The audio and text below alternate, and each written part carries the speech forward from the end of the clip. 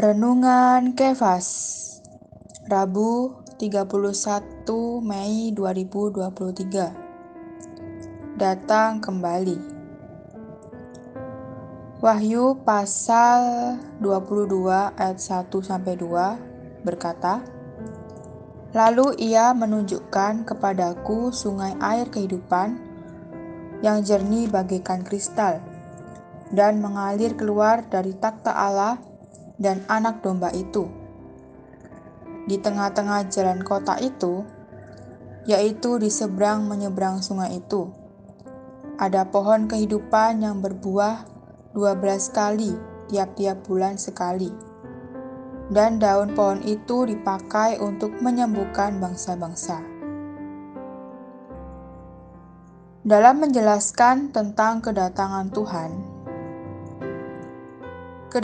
Tuhan yang pertama secara rahasia dari surga ke angkasa.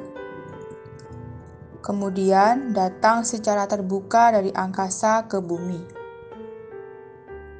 Menanggulangi 4 kelompok orang di bumi hari ini, yakni kaum beriman. Kristus akan menerima naik ke angkasa untuk menghakimi mereka, mengupai para pemenang, dan menghukum orang-orang yang kalah. Kemudian, kaum beriman palsu, Kristus akan menghancurkan sistem agama, Roma Katolik, dan kekristenan. Dia akan juga menghancurkan kaum beriman palsu. Selanjutnya, Israel. Kristus akan menyelamatkan orang Israel, Yahudi. Dan yang terakhir ialah bangsa kafir. Setelah Kristus menghancurkan antikristus yang menentang Allah dan menganiaya umat Allah, dan pasukan tentara bangsa-bangsa yang bergabung dengan Dia dalam melakukan kejahatan, Dia akan duduk di atas takhtanya untuk menghakimi semua bangsa-bangsa kafir yang masih hidup. Pertama, ketika Kristus turun dari surga dan tetap tinggal di angkasa, Dia akan menerima mayoritas kaum beriman yang masih tinggal di bumi selama kesusahan besar.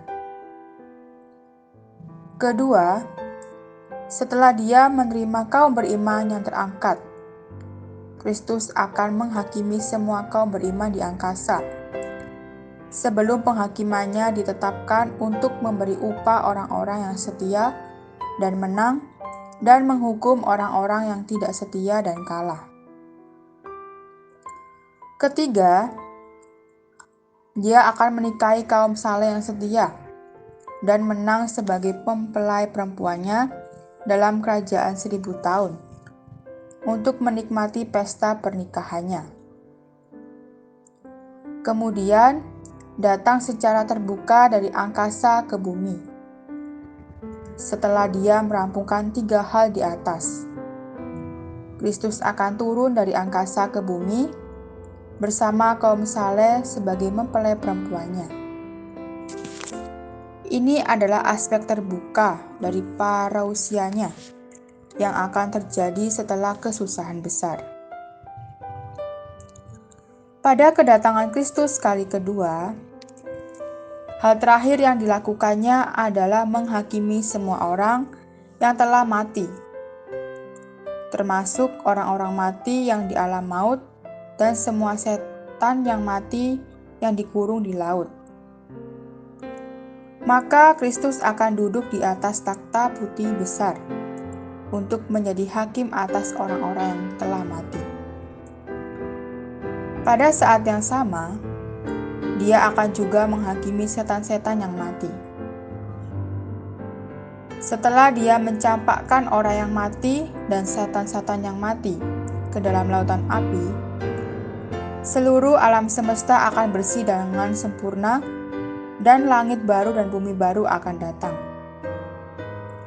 Pada kedatangannya kali kedua, Kristus akan menggunakan waktu hampir 1000 tahun untuk membersihkan keseluruhan alam semesta dan membuatnya layak. Kemudian langit baru dan bumi baru akan datang, dan pusatnya akan menjadi Yerusalem baru yang terdiri dari semua umat yang ditebus oleh Allah, mencakup sepanjang generasi. Segala sesuatu mengenai kekekalan Kristus yang akan datang berada di Yerusalem baru.